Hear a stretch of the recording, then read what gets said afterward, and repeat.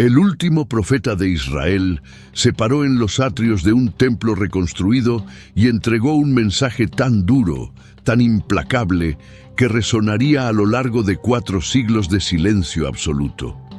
Su nombre era Malaquías, y sus últimas palabras al pueblo de Israel no fueron palabras de consuelo, fueron una advertencia. Dios les dijo a través de Malaquías que vendría a su templo, que enviaría un mensajero para preparar el camino, y que cuando llegara sería como fuego de fundidor, como jabón de lavandero, quemando todo lo impuro.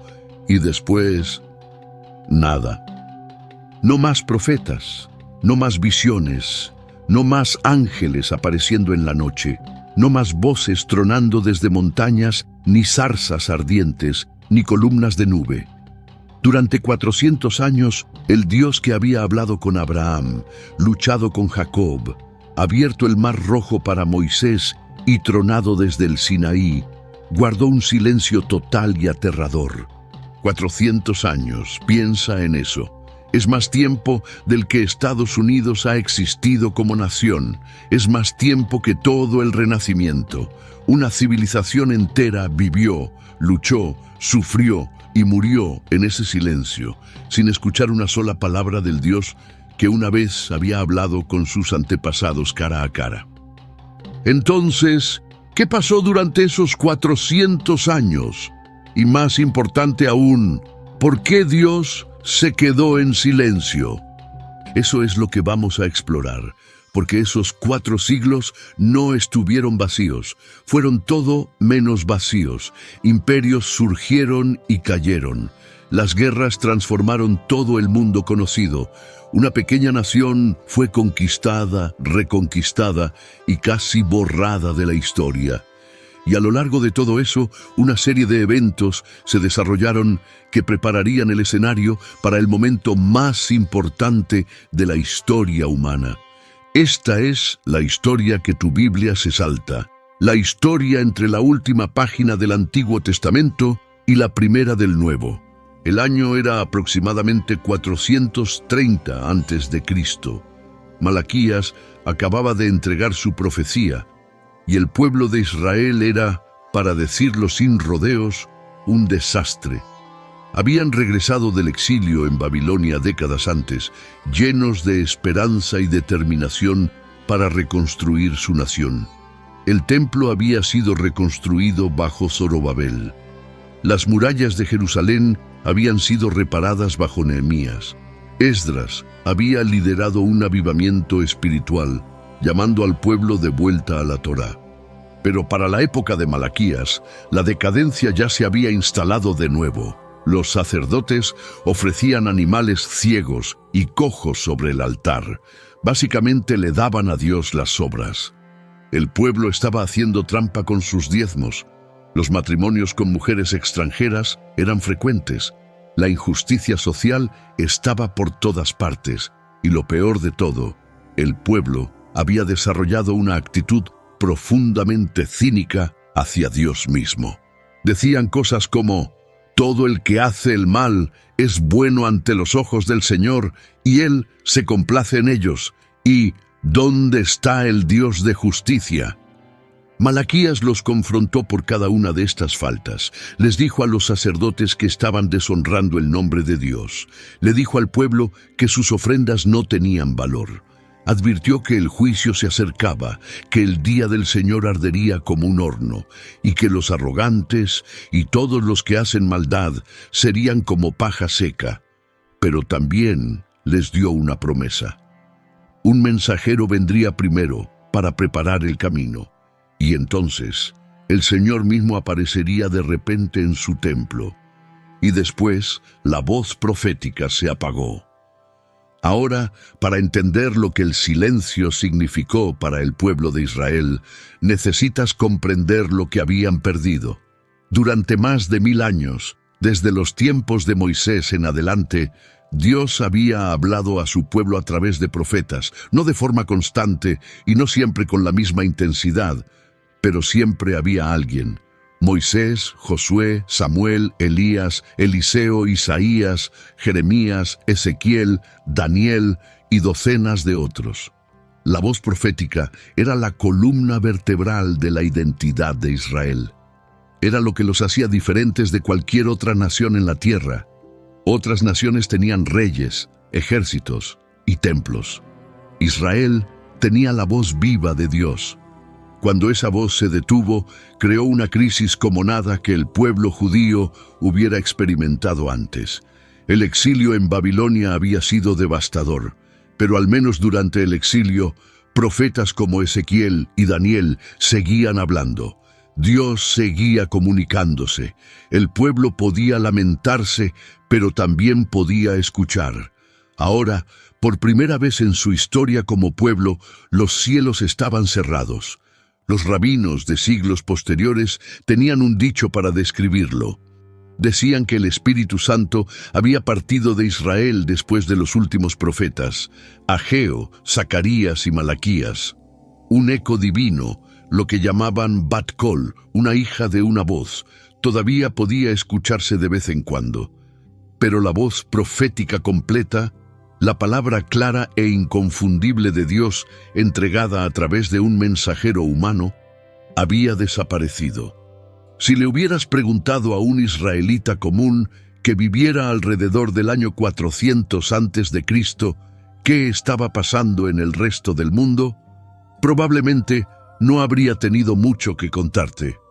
Judá era una pequeña provincia en el vasto imperio persa, un territorio olvidado que la mayoría de los administradores imperiales apenas notaban. El rey persa en ese momento era Artajerjes, y para los persas, los judíos eran simplemente otro pueblo sometido que pagaba sus impuestos y se mantenía callado. Los persas, en realidad, habían sido relativamente buenos con los judíos, considerando todo. Fue Ciro el Grande quien emitió el decreto que permitió a los exiliados regresar a Jerusalén, allá por el año 539 a.C.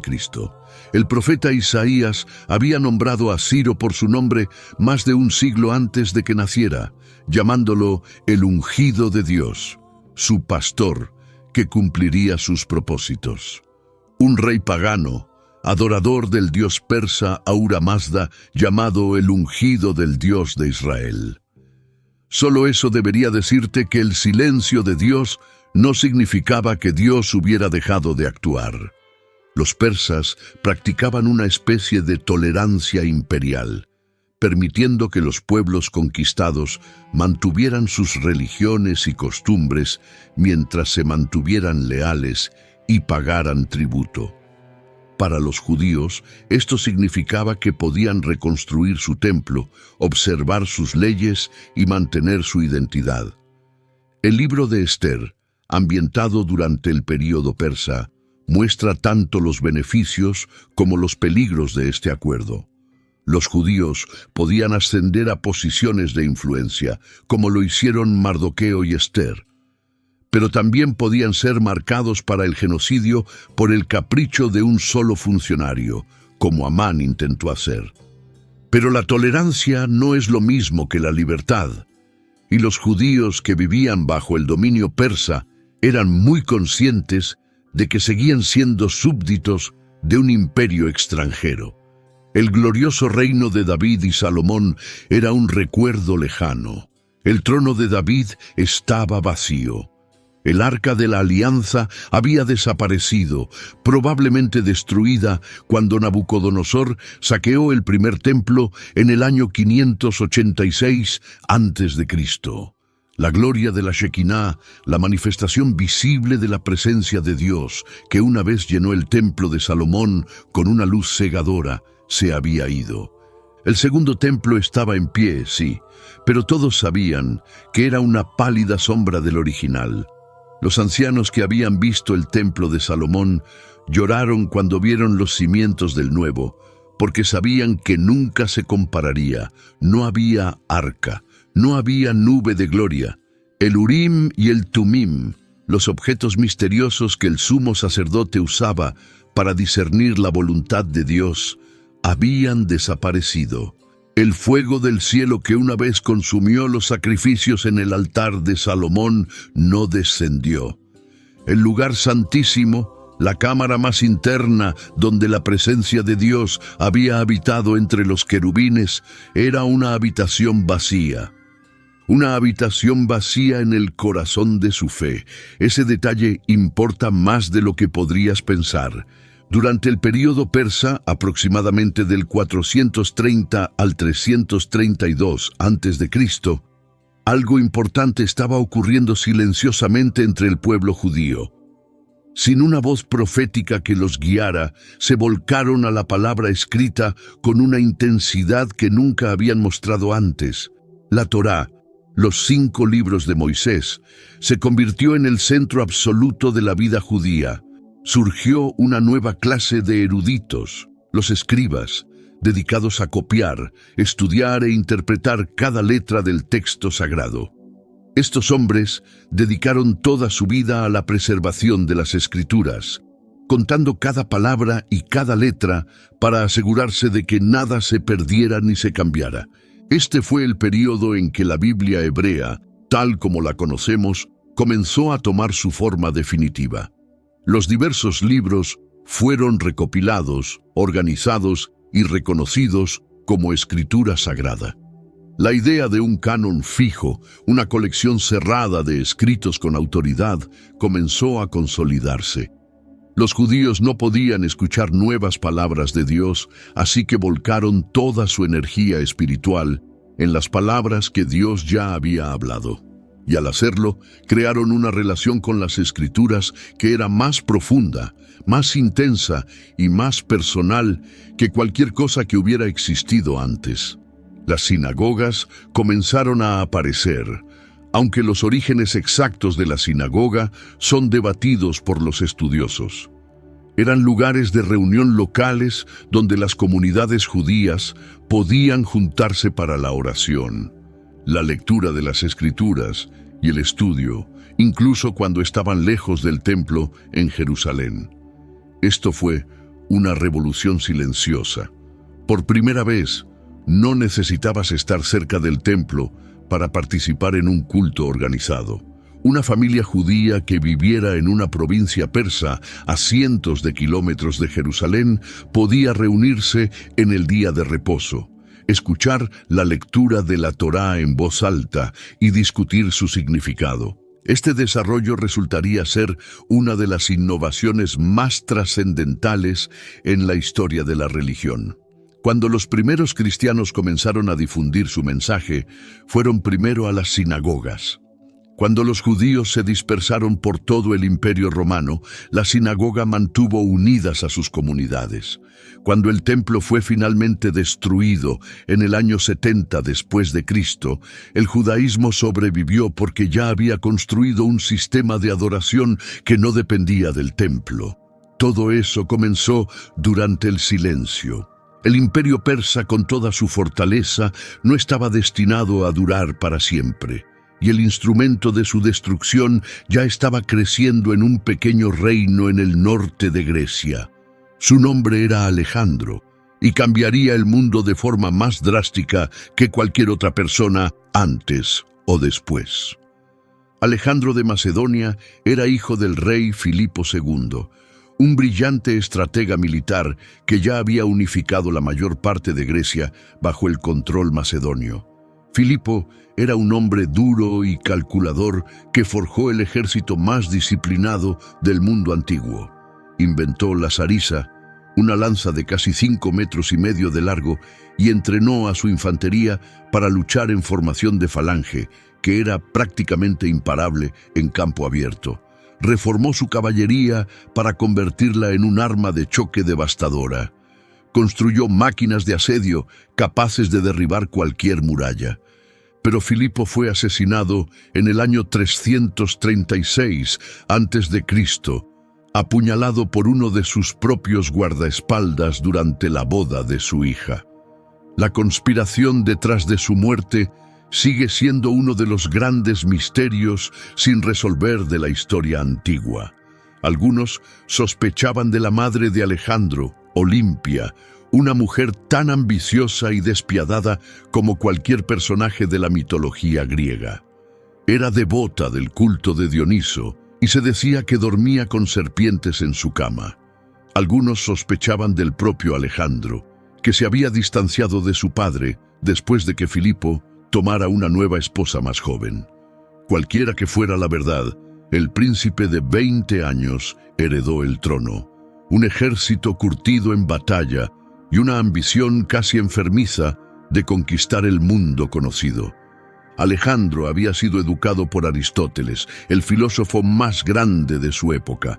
Dormía con una copia de la Ilíada de Homero bajo su almohada, anotada con su propia letra, y se veía a sí mismo como un nuevo Aquiles, destinado a la gloria y a una muerte temprana.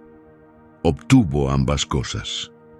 En menos de 2 años desde que asumió el trono, Alejandro cruzó hacia Asia con aproximadamente 40.000 soldados y comenzó a desmantelar sistemáticamente el imperio persa, un imperio que se extendía desde Egipto hasta las fronteras de la India, que gobernaba a millones de personas y que había parecido invencible durante más de 2 siglos.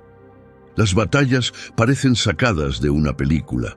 En Gránico, su primera batalla en suelo asiático, cargó directamente contra la caballería persa con sus jinetes de élite, los compañeros, y casi murió en los primeros minutos. Un noble persa llamado Espitridates levantó su espada para partirle el cráneo. La hoja le arrancó el penacho del casco. Habría muerto ahí mismo, en el primer combate de toda su campaña en Asia, si un oficial macedonio llamado Clito no le hubiera cortado el brazo al persa en el último segundo. En Isos, en una estrecha llanura costera en lo que hoy es el sur de Turquía, Alejandro derrotó al rey persa Darío III, a pesar de estar superado en número por al menos 2-1. Darío huyó del campo de batalla tan rápido que abandonó a su propia madre, esposa e hijos. Alejandro los trató con cortesía, lo que dejó al mundo antiguo en estado de sorpresa. Un conquistador que mostraba piedad a la familia de un enemigo derrotado era algo casi inaudito.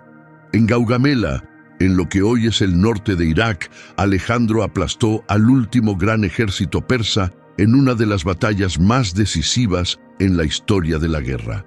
Darío había reunido un ejército que las fuentes antiguas estiman en entre 200.000 y 1 millón de hombres, aunque los historiadores modernos generalmente sitúan la cifra mucho más abajo, tal vez alrededor de 100.000. Sin importar las cifras reales, Alejandro estaba en gran desventaja numérica. Ganó de todos modos, gracias a una combinación de genio táctico, valor personal y la calidad extraordinaria de sus tropas macedonias. En 12 años, Alejandro conquistó todo, desde Grecia hasta las fronteras de la India. Fundó más de 20 ciudades que llevaban su nombre. Se casó con una princesa persa y animó a sus soldados a hacer lo mismo. Exigió que los pueblos conquistados lo adoraran como un dios. Adoptó vestimenta y costumbres de la corte persa, lo que enfureció a sus veteranos macedonios, e hizo todo esto antes de cumplir 33 años. Pero aquí está la parte que importa para nuestra historia. De camino de Egipto a Mesopotamia, Alejandro marchó con su ejército directamente a través de la tierra de Israel. El historiador judío Josefo, escribiendo 3 siglos después, cuenta una historia notable sobre lo que sucedió. Según Josefo, cuando Alejandro se acercó a Jerusalén, el sumo sacerdote Jadúa salió a recibirlo vistiendo sus vestiduras sacerdotales y su turbante, con el nombre de Dios grabado en la placa dorada sobre su frente.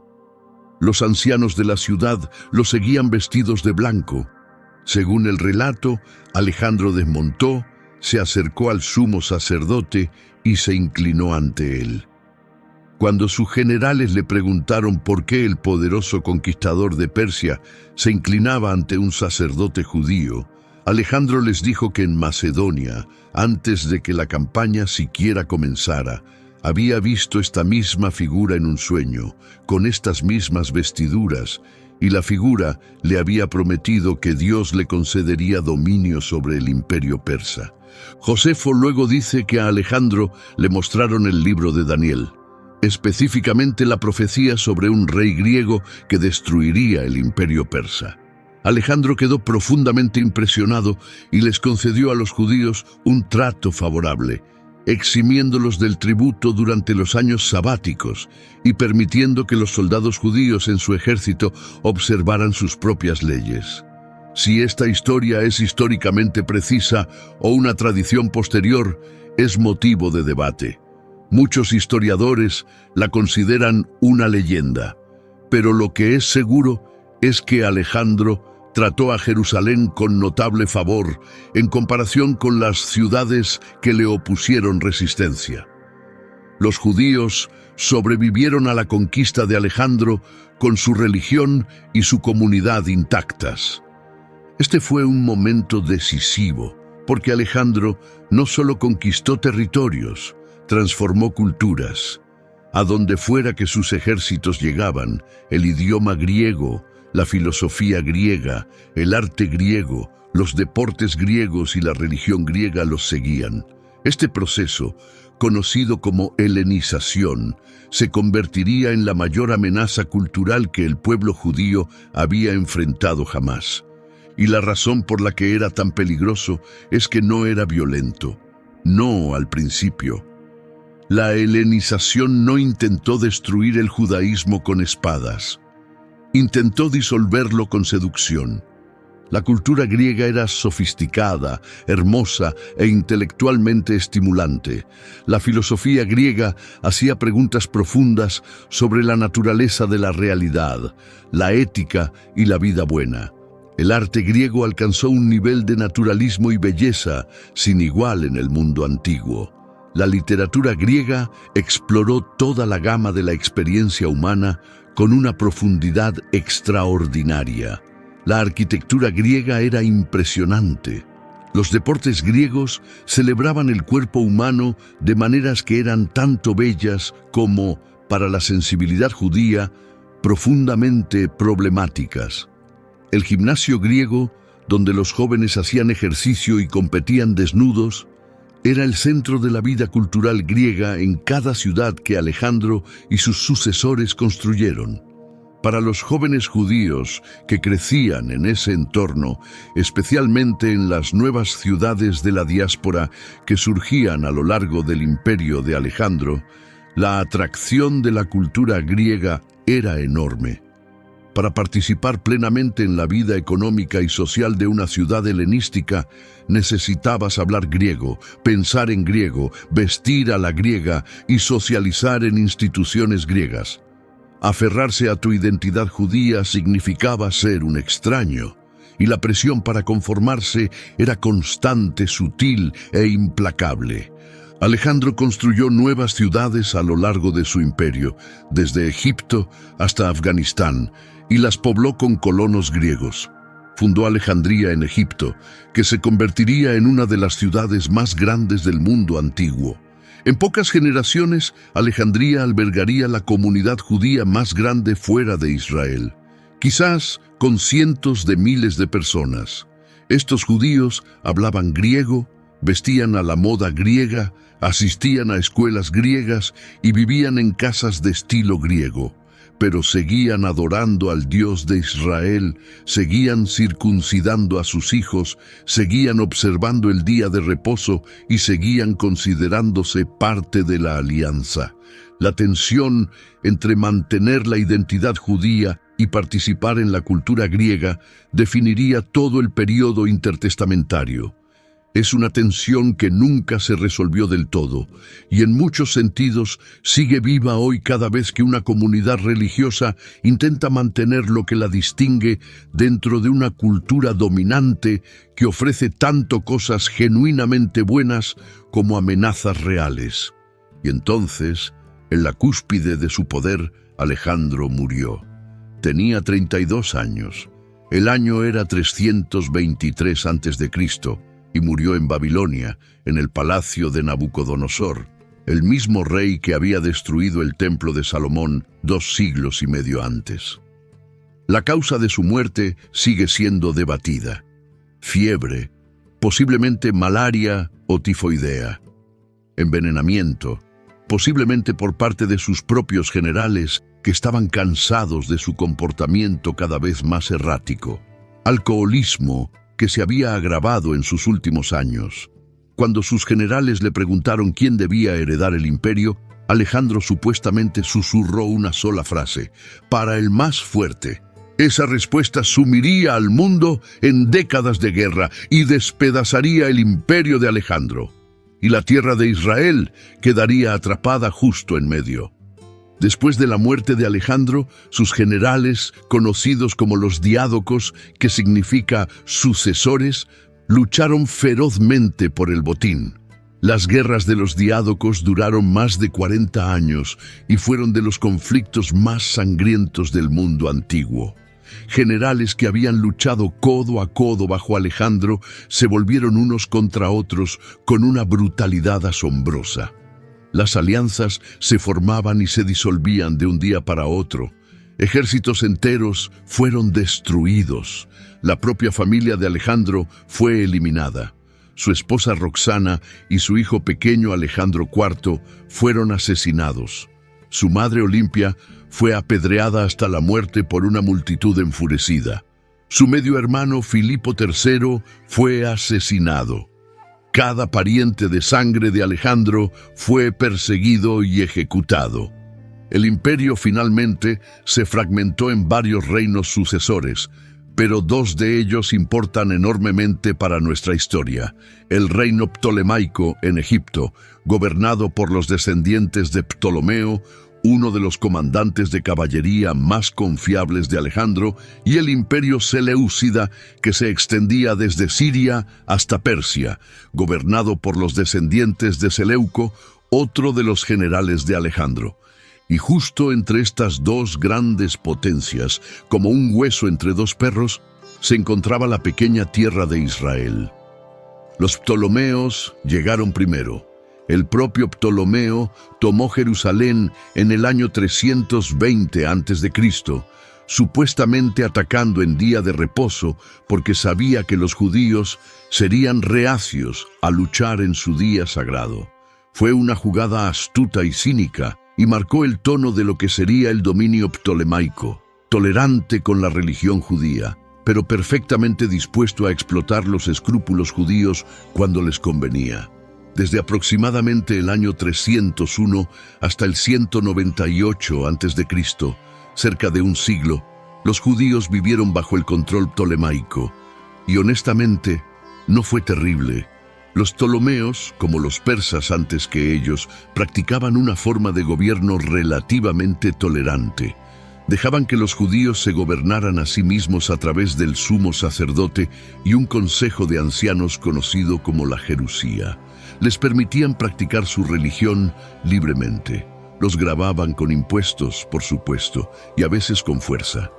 Los ptolomeos usaban un sistema de recaudación de impuestos donde el derecho a cobrar tributos se subastaba al mejor postor, quien luego exprimía la mayor cantidad de dinero posible de la población para sacar ganancia.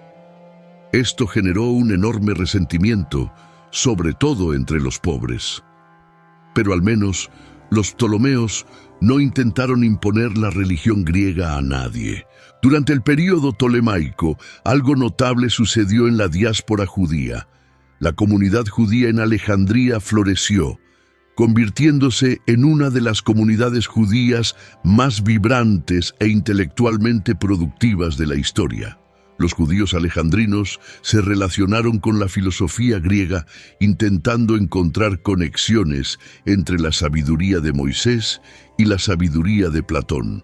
Surgió una tradición, quizás producto del deseo, pero quizás con algo de verdad, de que Platón, en realidad, había tomado prestadas sus mejores ideas de Moisés. Fuera cierto o no, el intento de tender un puente entre el pensamiento judío y el griego fue un proyecto intelectual significativo que influiría tanto en el judaísmo como en el cristianismo primitivo durante siglos. Los judíos alejandrinos produjeron un cuerpo de literatura notable por su sofisticación.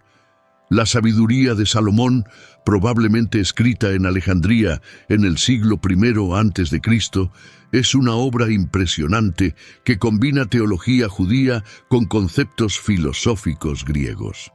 Reflexiona sobre la sabiduría, la justicia y el destino de los justos y los malvados en un lenguaje que influiría profundamente en el apóstol Pablo y en el autor del Evangelio de Juan. El filósofo Filón de Alejandría, que escribió a principios del siglo I después de Cristo, intentó una gran síntesis entre las escrituras judías y la filosofía griega, argumentando que la Torá, entendida correctamente a través de la interpretación alegórica, contenía las mismas verdades a las que los filósofos griegos habían llegado solo por medio de la razón. Pero el desarrollo más trascendental del período tolemaico fue algo que no ocurrió en una academia filosófica, sino en un taller de traducción. En Alejandría, donde la enorme comunidad judía ya no podía leer hebreo con fluidez, se emprendió un proyecto que cambiaría el curso de la historia. Las escrituras hebreas, la Torá y los demás escritos sagrados fueron traducidas al griego. Esta traducción, conocida como la Septuaginta, toma su nombre de la palabra latina para 70, en referencia a la tradición sobre sus orígenes. Según un documento conocido como la Carta de Aristeas, el rey egipcio Ptolomeo II Filadelfo quería una copia de la ley judía para la gran biblioteca de Alejandría. Envió una delegación al sumo sacerdote en Jerusalén, quien seleccionó a 72 eruditos, 6 de cada una de las 12 tribus, y los envió a Alejandría. Les asignaron un palacio en la isla de Faros, donde se encontraba el famoso Faro, una de las 7 maravillas del mundo antiguo, y completaron la traducción en 72 días. Cuando compararon sus traducciones individuales, coincidían perfectamente, lo cual se tomó como una señal de inspiración divina. Creas o no los detalles milagrosos, la Septuaginta fue real y fue monumental. Por primera vez en la historia, los textos sagrados de Israel eran accesibles para cualquier persona que supiera leer griego. Y para ese momento de la historia, eso significaba casi todo el mundo mediterráneo. El griego se había convertido en la lengua franca, el idioma común del comercio, la diplomacia, la literatura y la vida intelectual, desde España hasta las fronteras de la India. Un comerciante en Roma ahora podía leer sobre la alianza de Abraham con Dios. Un filósofo en Atenas podía estudiar los salmos y compararlos con los himnos de Homero. Un estudiante en Antioquía podía reflexionar sobre las complejidades morales del libro de Job. Un egipcio curioso podía leer sobre el Éxodo y descubrir cómo el Dios de los hebreos había humillado a los dioses de Egipto. Las barreras que habían mantenido las escrituras judías encerradas dentro de una sola comunidad lingüística habían desaparecido. Esto resultaría ser uno de los desarrollos más importantes en la historia de la religión. Cuando los primeros cristianos comenzaron a difundir su mensaje por todo el Imperio Romano unos siglos después, lo harían usando la Septuaginta. El Antiguo Testamento griego se convirtió en la Biblia de la Iglesia primitiva. Cuando el apóstol Pablo citaba las Escrituras en sus cartas a las comunidades de Roma, Corinto y Galacia, casi siempre citaba la Septuaginta. Cuando los autores de los Evangelios mostraban cómo Jesús cumplió las profecías del Antiguo Testamento, señalaban un texto que su audiencia de habla griega podía leer por sí misma. La Septuaginta también introdujo algunos matices que resultarían teológicamente significativos. Por ejemplo, cuando Isaías escribió sobre una joven que concebiría un hijo, la palabra hebrea que usó, alma, simplemente significa mujer joven.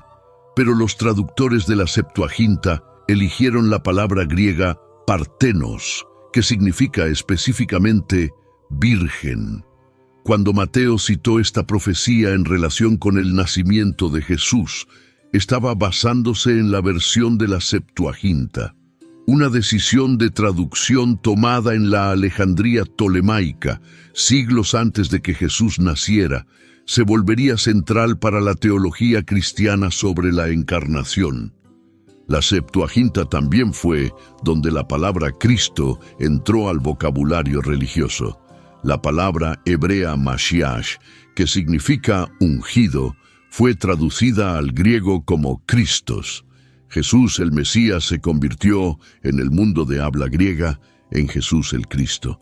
Sin la Septuaginta, ese título tal vez nunca habría existido.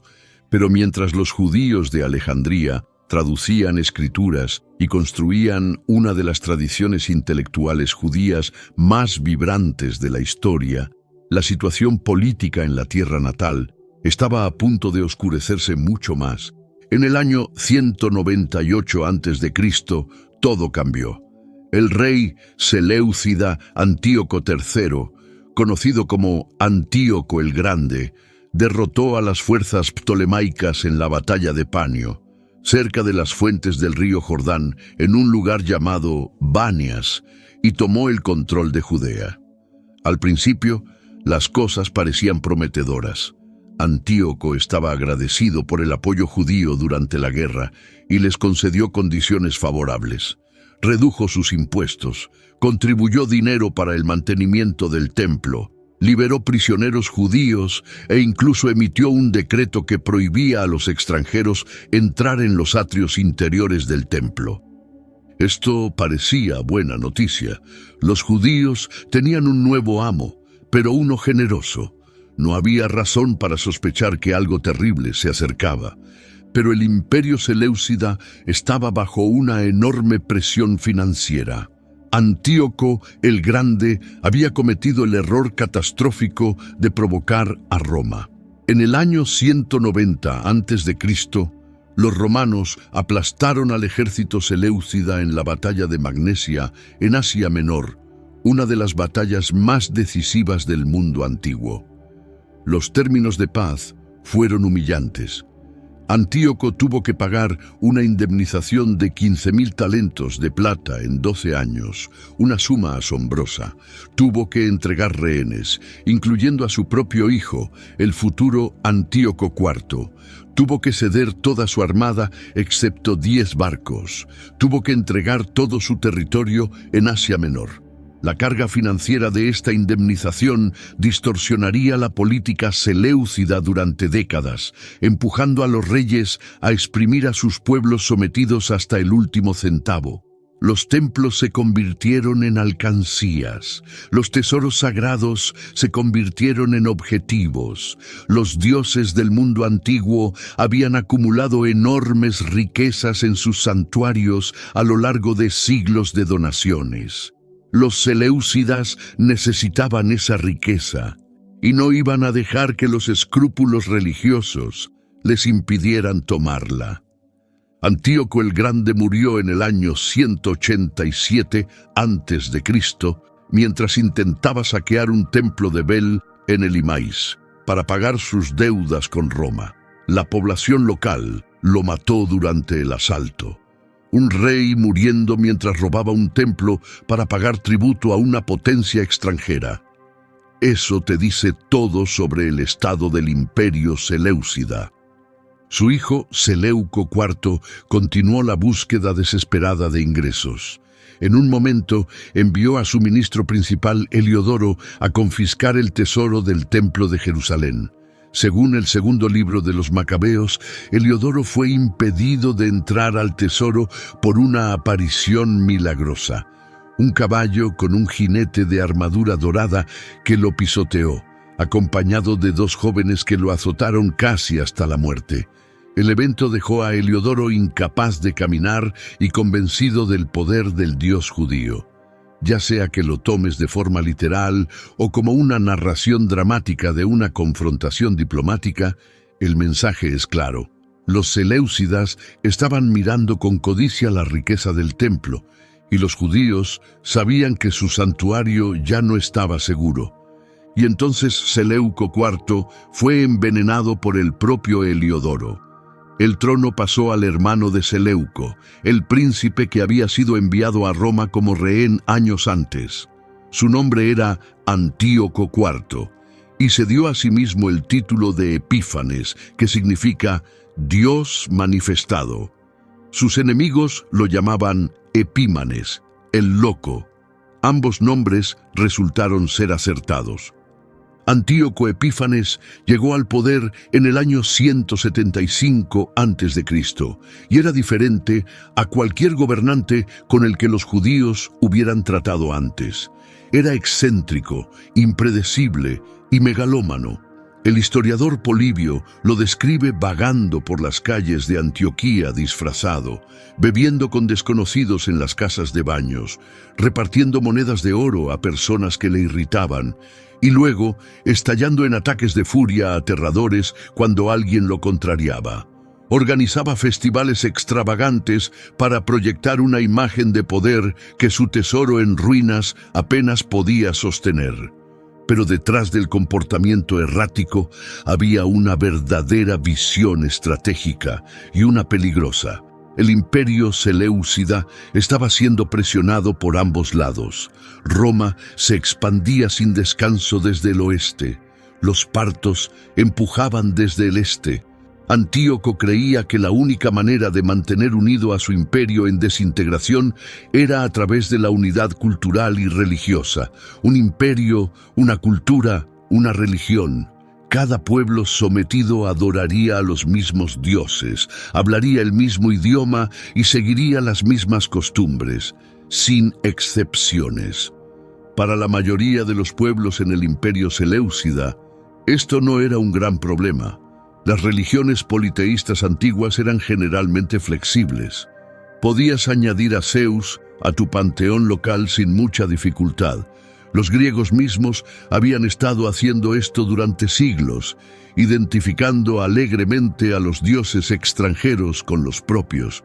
El Amón egipcio se convirtió en Zeus Amón, el Melkart fenicio se convirtió en Heracles. A nadie le importaba. La religión era como un menú y siempre podías agregar otro plato. Pero los judíos eran diferentes. Toda su identidad estaba construida sobre la adoración a un solo Dios, y solo a uno. El primero de los 10 mandamientos no era una sugerencia. No tendrás otros dioses delante de mí. Sus leyes alimentarias, su observancia del día de reposo, su práctica de la circuncisión, no eran preferencias culturales que pudieran adaptarse o mezclarse con costumbres griegas. Eran los términos de una alianza con el Creador del universo. Ceder en cualquiera de ellos significaba traicionar no solo una tradición, sino una relación. Antíoco o no, entendía esta diferencia o no le importaba. Y lo que hizo a continuación crearía la herida más profunda que el alma judía había experimentado desde la destrucción del primer templo. Todo comenzó con la corrupción en el nivel más alto de la vida religiosa judía. El sumo sacerdocio, que alguna vez fue un cargo sagrado transmitido por sucesión legítima, se convirtió en algo que se podía comprar. Un hombre llamado Jasón, cuyo nombre hebreo era Josué, pero que había adoptado un elegante nombre griego, sobornó a Antíoco para que destituyera a su propio hermano Onías III y lo instalara como sumo sacerdote en su lugar. Jasón obtuvo entonces permiso para transformar Jerusalén en una ciudad al estilo griego. Construyó un gimnasio justo al lado del templo, donde jóvenes judíos hacían ejercicio desnudos a la manera griega y competían en juegos dedicados a los dioses griegos. Algunos se sometieron a dolorosos procedimientos quirúrgicos para revertir su circuncisión y no destacar entre sus compañeros griegos. Después, un hombre llamado Menelao, que ni siquiera pertenecía a la familia del sumo sacerdote, superó la oferta de Jasón, ofreciendo a Antíoco 300 talentos más. Menelao robó vasos sagrados del tesoro del templo para pagar su soborno. Cuando el antiguo sumo sacerdote legítimo, Onías III, protestó desde su lugar de asilo en la ciudad de Dafne, cerca de Antioquía, Menelao lo hizo asesinar. El líder religioso más importante del pueblo judío era ahora un asesino, un ladrón y un hombre que no tenía ningún derecho legítimo al cargo que ocupaba. La corrupción era total, pero todo eso fue solo el preludio de la catástrofe. En el año 168 a.C., Antíoco invadió Egipto con un ejército masivo, buscando añadir el reino tolemaico a su imperio. Estaba al borde del éxito, prácticamente a las puertas de Alejandría, cuando ocurrió algo humillante. Un enviado romano llamado Cayo Popilio Lenas se encontró con Antíoco fuera de la ciudad. Le entregó una carta del Senado romano ordenándole retirarse de inmediato y dibujó un círculo en la arena alrededor del rey con su bastón. Le dijo a Antíoco que diera su respuesta antes de salir del círculo. Fue un ultimátum entregado con el máximo desprecio. Antíoco, que había pasado años como rehén en Roma y sabía exactamente lo peligrosos que eran los romanos, se tragó su orgullo, aceptó retirarse y marchó con su ejército de regreso hacia Siria, humillado y furioso. De camino de regreso, Antíoco recibió informes de que Jasón había atacado Jerusalén y expulsado a Menelao, aparentemente basándose en un falso rumor de que Antíoco había muerto en Egipto. Antíoco lo interpretó como una rebelión contra su autoridad. Descendió sobre Jerusalén con su ejército y desató una masacre. Según el segundo libro de los Macabeos, 80.000 personas fueron asesinadas o esclavizadas en 3 días. Antíoco entró al templo, penetró en el lugar santísimo y despojó al santuario de todo lo valioso: el altar de oro, el candelabro, la mesa de los panes de la proposición, las copas, los cuencos, los incensarios de oro, el velo y las decoraciones doradas. Se lo llevó todo. 2 años después, en el año 167 a.C., Antíoco lanzó una campaña sistemática para erradicar el judaísmo por completo. Emitió decretos que hacían que la práctica de la religión judía fuera castigada con la muerte. El templo de Jerusalén fue rededicado a Zeus olímpico, un altar pagano, lo que el libro de Daniel llama la abominación desoladora. Fue construido encima del altar de los holocaustos. El 25 del mes de Kislev se sacrificaron cerdos en el altar sagrado. Un culto pagano fue instalado en el lugar más santo de la tierra. Las copias de la Torá fueron confiscadas y quemadas. Cualquiera que fuera encontrado con un rollo de las Escrituras era ejecutado. La circuncisión fue prohibida. Las madres que circuncidaban a sus hijos recién nacidos eran asesinadas, y sus bebés muertos eran colgados de sus cuellos.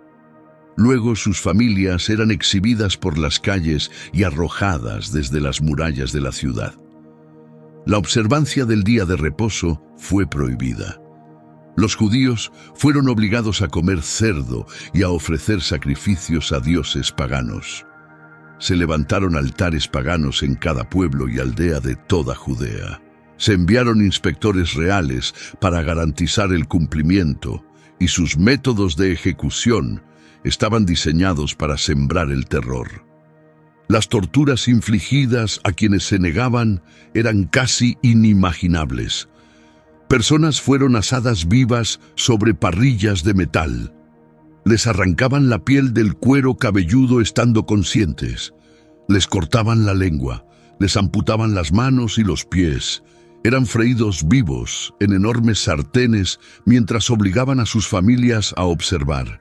La crueldad no era al azar. Era sistemática, calculada y tenía la intención de enviar un mensaje claro. La resistencia sería castigada con un nivel de sufrimiento que haría que la muerte pareciera un acto de piedad. El segundo libro de los Macabeos relata la historia de una madre y sus 7 hijos que fueron llevados ante el propio Antíoco y obligados a comer cerdo. Uno por uno, cada hijo se negó. Al primero le cortaron la lengua, le amputaron las manos y los pies y lo frieron vivo en una sartén mientras su madre y hermanos observaban. Al segundo le arrancaron la piel del cráneo y luego lo torturaron hasta la muerte. El tercero extendió voluntariamente sus manos y su lengua para que se las cortaran, diciendo: «Del cielo las recibí, por amor a las leyes de Dios las desprecio, de Él espero recibirlas de vuelta». Cada hijo declaró su fe en la resurrección de los muertos y su confianza en que Dios haría justicia a los justos. La madre animó a cada uno de sus hijos a elegir la muerte antes que la desobediencia. Ella fue la última en morir. Un anciano escriba llamado Eleazar, de 90 años, recibió una salida. Sus amigos le dijeron que simplemente se pusiera carne permitida en la boca y fingiera que era cerdo, para que pareciera que estaba obedeciendo. Nadie se enteraría. Él se negó. Dijo que si los jóvenes de Israel veían a un erudito de 90 años fingiendo abandonar su fe, aunque fuera por unos cuantos años más de vida, podrían pensar que se había convertido de verdad. Prefería morir con su integridad intacta que vivir como un fraude. Caminó hacia su muerte voluntariamente. Y los hombres que le habían ofrecido la salida, que habían sido comprensivos momentos antes, se volvieron contra él con furia por su terquedad. Estas historias se convirtieron en el fundamento del martirio judío. El concepto de morir por la fe, lo que los rabinos llamarían Kiddush Hashem, la santificación del nombre de Dios, se convirtió en uno de los ideales más poderosos de la historia judía. Los mártires macabeos serían honrados tanto por la tradición judía como por la cristiana durante más de 2000 años. En las iglesias católica y ortodoxa, la madre y sus 7 hijos son venerados como santos, pero no todos en Israel eligieron morir en silencio. Algunos eligieron luchar. En la aldea de Modín, a pocos kilómetros al noroeste de Jerusalén, en las colinas entre la llanura costera y las tierras altas de Judea, un anciano sacerdote llamado Matatías observó cómo un oficial real levantaba un altar pagano y ordenaba a los aldeanos sacrificar a un dios extranjero. El oficial le ofreció a Matatías, como el hombre más importante de la aldea, el honor de ir primero. Le prometió plata, oro y la amistad personal del rey a cambio de su obediencia. Matatías se negó con la voz lo bastante alta para que toda la aldea lo escuchara. Declaró que incluso si todas las naciones bajo el dominio del rey obedecieran y abandonaran la fe de sus antepasados, él, sus hijos y sus hermanos seguirían viviendo según la alianza de sus padres. Su voz resonó por toda la plaza de la aldea. Entonces un hombre judío dio un paso al frente para hacer el sacrificio, y algo se rompió dentro de Matatías. Se lanzó sobre el hombre y lo mató en el altar. Mató al oficial real, derribó el altar pagano. Y entonces gritó una frase que resonaría a través de los siglos: que todo el que tenga celo por la ley y sostenga la alianza, venga conmigo. Huyó a las montañas de Judea con sus 5 hijos y un grupo creciente de seguidores. Fue el comienzo de la revuelta militar más improbable de la historia antigua. Matatías era viejo, murió al cabo de 1 año. Pero antes de morir, pasó el mando militar a su tercer hijo, un hombre que se convertiría en uno de los guerreros más célebres de la historia judía. Su nombre era Judas y le dieron el apodo de Macabeo. La palabra probablemente significa el martillo. Algunos estudiosos creen que podría ser un acrónimo de un grito de guerra hebreo que significa «¿Quién como tú entre los dioses, oh Señor?». De cualquier forma, el nombre se quedó, y Judas el martillo se lo ganó. Con una fuerza guerrillera de combatientes judíos mal armados y enormemente superados en número, Judas procedió a derrotar a un ejército seleucida tras otro. Su estrategia era brillante. se negó a combatir en campo abierto donde la infantería pesada seleucida y los elefantes de guerra lo habrían destruido. En su lugar, usó el terreno escabroso de las colinas de Judea, los estrechos pasos de montaña, los barrancos empinados, las cuevas ocultas. Lanzaba emboscadas al amanecer, atacaba líneas de suministro, usaba marchas nocturnas para aparecer donde el enemigo menos lo esperaba. El primer general enviado contra él fue Apolonio, el gobernador militar de Samaria. Judas lo emboscó, destruyó su fuerza y mató a Apolonio en combate personal. Tomó la espada del general muerto y la usó durante el resto de su carrera. El segundo fue Serón, el comandante de las fuerzas seleucidas en la región. Judas lo atrapó en el paso de Betorón, el mismo estrecho desfiladero donde Josué había puesto en fuga a los cananeos 1000 años antes, y destrozó su ejército. Los sobrevivientes huyeron hacia la llanura costera. Antíoco, ahora genuinamente alarmado, destinó una porción importante de sus recursos militares a aplastar la revuelta. Envió a su regente Lisias con un ejército que las fuentes describen como de entre 40.000 y 65.000 hombres. Lisias delegó la operación a 2 generales experimentados, Nicanor y Gorgias, y les dio instrucciones explícitas de vender a los judíos capturados como esclavos. Estaban tan seguros de la victoria que comerciantes de esclavos acompañaban al ejército, listos para comprar a los prisioneros. Gorgias ideó un plan para acabar con la revuelta de un solo golpe. Tomaría 5.000 soldados de infantería y 1.000 jinetes de élite en una marcha nocturna para sorprender el campamento de Judas, mientras el ejército principal mantenía posición. Era un plan sólido, excepto que Judas se enteró. Cuando Gorgias llegó al campamento rebelde, lo encontró vacío. Los fuegos ardían, pero los combatientes habían desaparecido. Mientras Gorgias tropezaba por las colinas, en la oscuridad buscando a Judas, Judas había dado la vuelta y estaba atacando el campamento principal seleucida. Los soldados que se habían quedado atrás entraron en pánico cuando vieron los fuegos y escucharon los gritos de batalla. Rompieron filas y huyeron.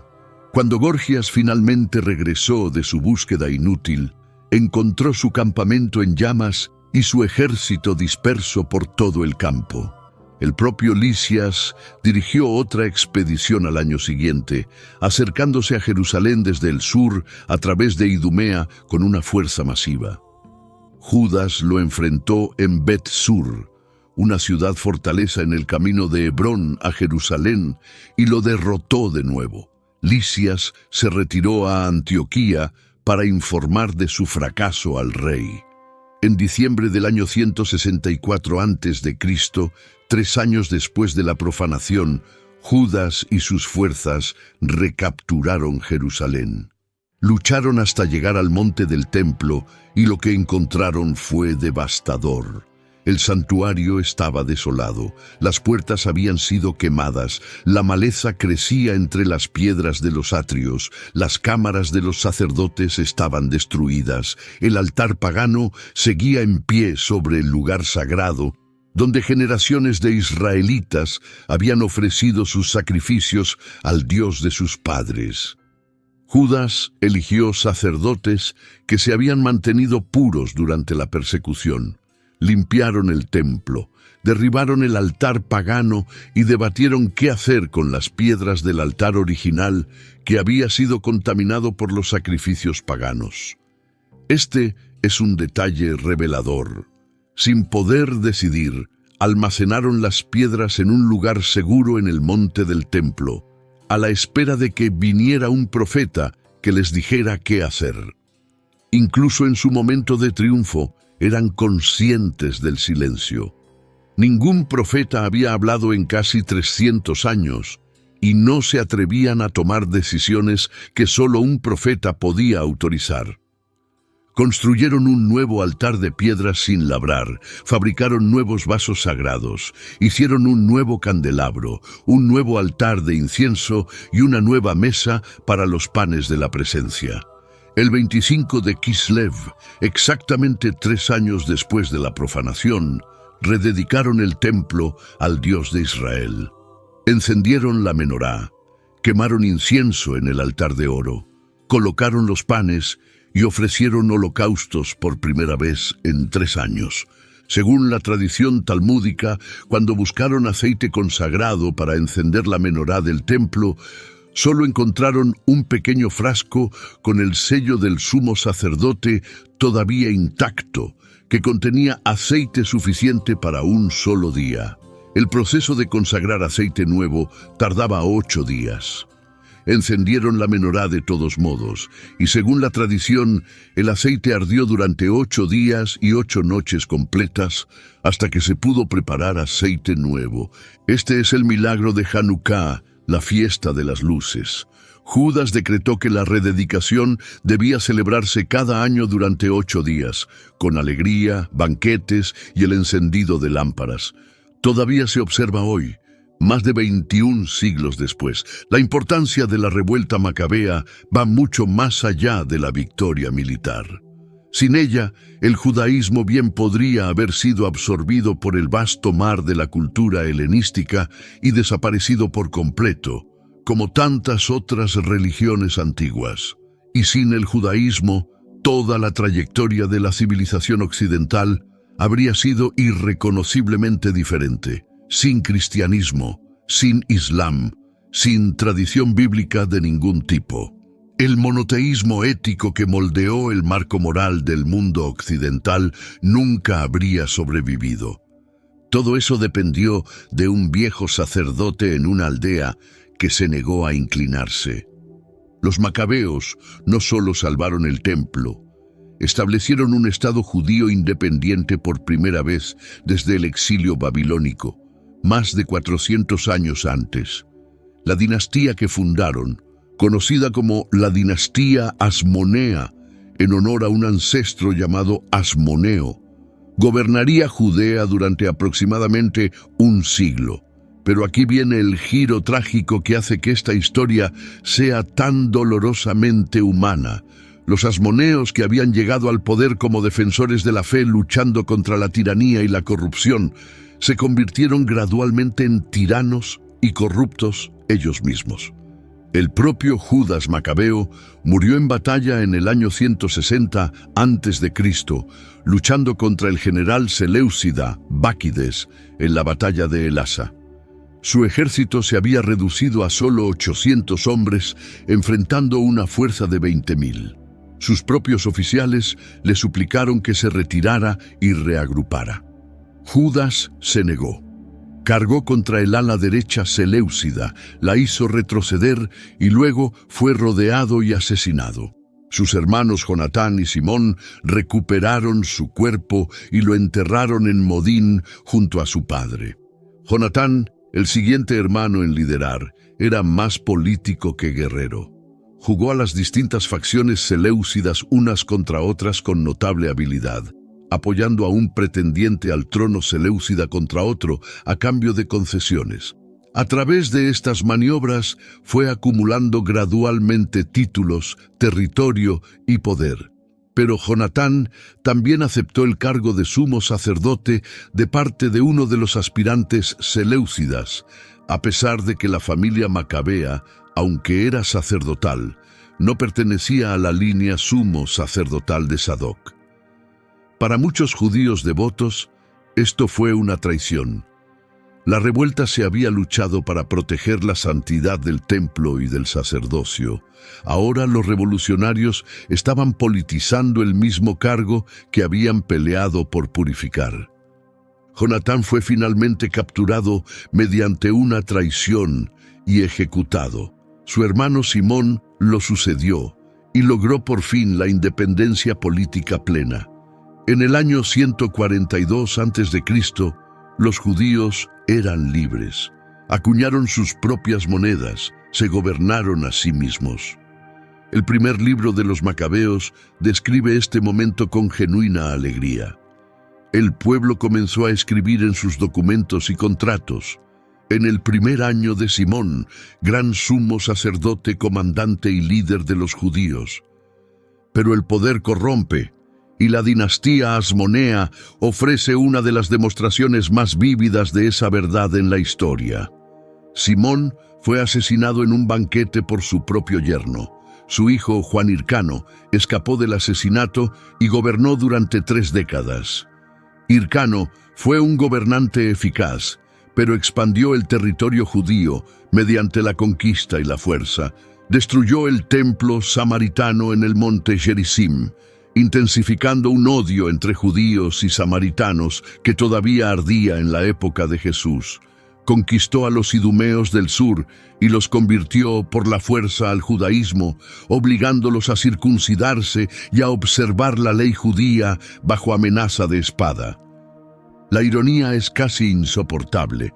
Una dinastía que había surgido luchando contra la conversión religiosa forzada, ahora imponía la conversión religiosa forzada a otros.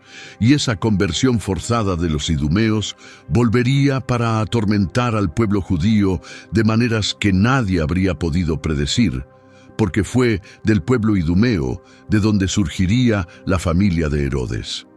El hijo de Hircano, Aristóbulo I, encarceló a su propia madre, la reina que debía servir como regente, y la dejó morir de hambre en un calabozo. Asesinó a su hermano Antígono, el único hermano al que genuinamente amaba, después de que intrigas de la corte lo engañaran haciéndole creer que Antígono conspiraba contra él. Cuando se dio cuenta de lo que había hecho, según los relatos, fue consumido por la culpa y murió al cabo de 1 año, vomitando sangre. Pero el peor fue Alejandro Janeo, que gobernó del 103 al 76 a.C. Alejandro combinó los roles de rey y sumo sacerdote y ejerció ambos con una brutalidad espantosa. Los fariseos, que consideraban su sacerdocio ilegítimo porque no era de la línea de Sadoc, se le opusieron abiertamente. Durante la fiesta de los tabernáculos, cuando se suponía que el sumo sacerdote vertiera una libación de agua sobre el altar, Alejandro la vertió deliberadamente sobre sus propios pies, un acto de desprecio hacia la tradición farisea. Los fieles en el templo estaban tan indignados que lo bombardearon con los sidros que llevaban para el festival. La respuesta de Alejandro fue soltar a sus soldados mercenarios sobre la multitud. 6.000 personas fueron asesinadas dentro del recinto del templo. Esta provocación desencadenó una guerra civil que duró 6 años y mató a 50.000 personas. Cuando Alejandro finalmente aplastó la resistencia farisea, su venganza fue medieval. Capturó a 800 de los principales fariseos, los crucificó en un espectáculo público en Jerusalén, y mientras colgaban agonizando en sus cruces, hizo degollar a sus esposas e hijos ante sus ojos.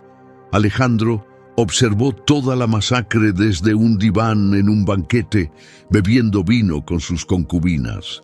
Después de aquello, 8.000 judíos huyeron del país aterrorizados.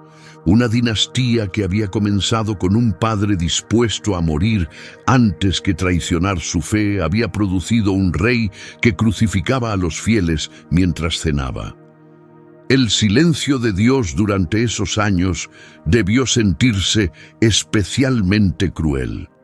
Fue durante este turbulento período asmoneo cuando los principales movimientos religiosos del judaísmo se cristalizaron en las formas que encontramos en los evangelios. Los fariseos surgieron como el movimiento del pueblo común. Su nombre probablemente significa los separados, reflejando su compromiso con la pureza ritual y la separación de todo aquello que comprometiera su obediencia a Dios.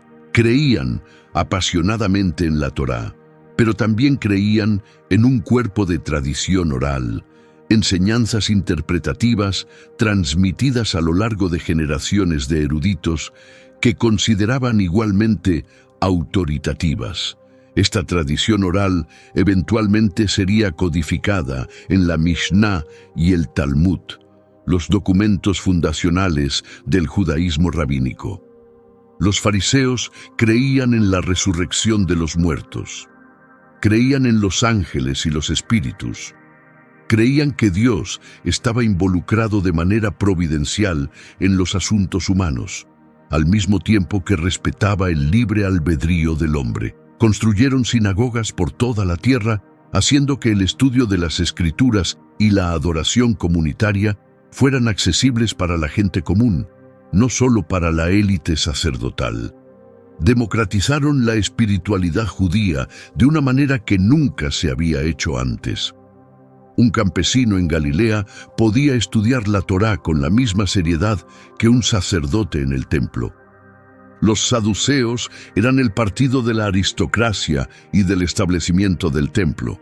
Solo aceptaban la Torá escrita como autoritativa y rechazaban la tradición oral de los fariseos. Negaban la resurrección de los muertos, una doctrina que consideraban una innovación sin respaldo en las Escrituras. Negaban la existencia de ángeles y espíritus. Eran políticamente pragmáticos, dispuestos a acomodarse a cualquier potencia extranjera que controlara la región siempre que las operaciones del templo y su propia posición privilegiada se mantuvieran. Representaban la estabilidad, la riqueza y el orden establecido. Los esenios tomaron un camino radicalmente diferente al de ambos. Creían que todo el sistema del templo estaba corrupto más allá de cualquier reparación. Las familias equivocadas servían como sacerdotes. El calendario estaba mal, los sacrificios estaban contaminados. En lugar de librar una batalla perdida por la reforma, muchos de ellos se retiraron completamente de la sociedad convencional y establecieron comunidades en el desierto. La más famosa de estas comunidades estaba en Qumran, en la orilla noroeste del Mar Muerto, en uno de los paisajes más desolados de la tierra.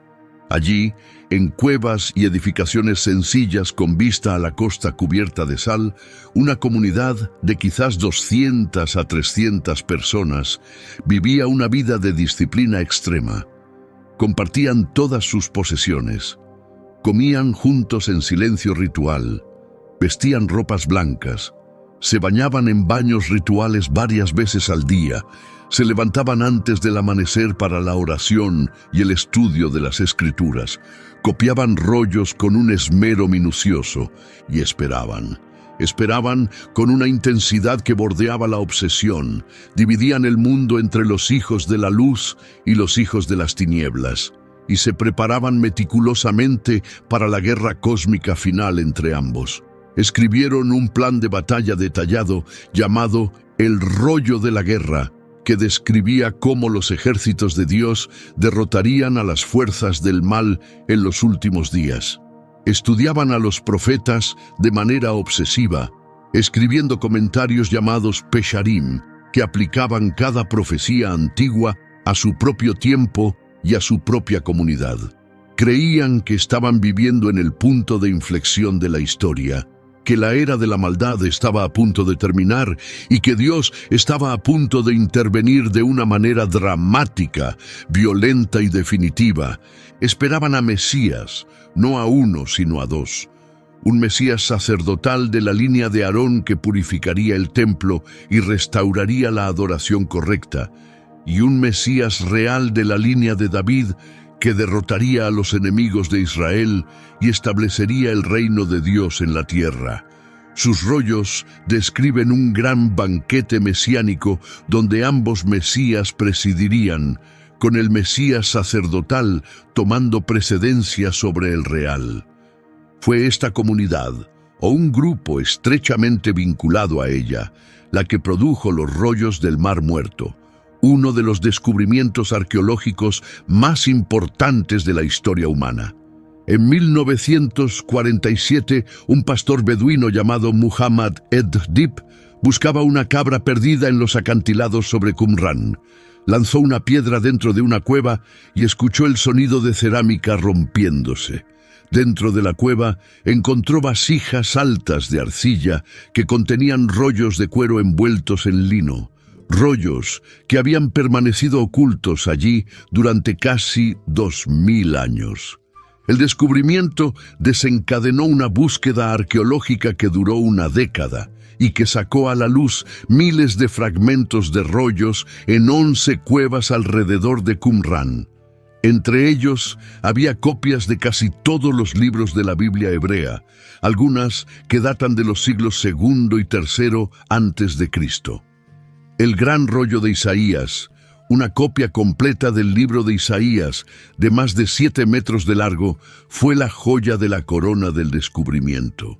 Cuando los estudiosos lo compararon con el texto hebreo más antiguo de Isaías conocido hasta entonces, que databa de aproximadamente el año 1000 después de Cristo, descubrieron que el texto era prácticamente idéntico a lo largo de más de 1 milenio de copia manual.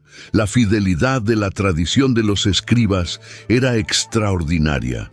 Los rollos también incluían los escritos propios de la comunidad, sus reglas de vida comunitaria, sus himnos y oraciones, sus comentarios bíblicos, sus visiones apocalípticas, sus planes de guerra para los últimos tiempos. Proporcionan una ventana extraordinaria a la vida espiritual de una comunidad judía que vivió durante los siglos de silencio, una comunidad consumida por la expectativa de que Dios estaba a punto de romper su silencio de la manera más dramática imaginable. Y no estaban solos en esa expectativa. Para el siglo I antes de Cristo, la esperanza mesiánica ardía en todo el mundo judío como una fiebre. Los profetas habían dejado atrás una constelación de promesas a las que los fieles se aferraban con desesperada intensidad. Isaías había descrito a un rey de la línea de David que gobernaría con justicia y paz, sobre cuyos hombros descansaría el gobierno. También había descrito a un siervo misterioso que sería despreciado y rechazado, que cargaría con los pecados de muchos, que sería llevado como un cordero al matadero. Daniel había visto a uno semejante a un Hijo del Hombre, viniendo sobre las nubes del cielo para recibir del anciano de días un reino eterno que nunca sería destruido. Miqueas había señalado a Belén como el lugar de nacimiento de un gobernante cuyos orígenes eran desde tiempos antiguos, desde los días de la eternidad. Zacarías había descrito a un rey entrando a Jerusalén montado en un burro, humilde y trayendo salvación, y también había hablado de uno que sería traspasado. Estas profecías no eran conceptos teológicos abstractos, eran salvavidas. En un mundo de dominación extranjera, liderazgo corrupto y silencio divino, la promesa de que Dios enviaría un libertador era el hilo que mantenía todo unido. Cada generación esperaba ser la última en esperar.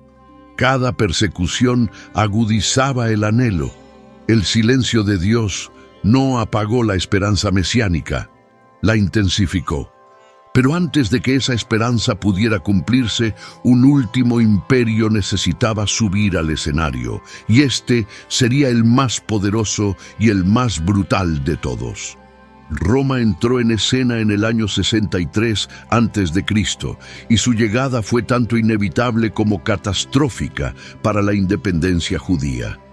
La dinastía Asmonea había caído en una guerra civil abierta.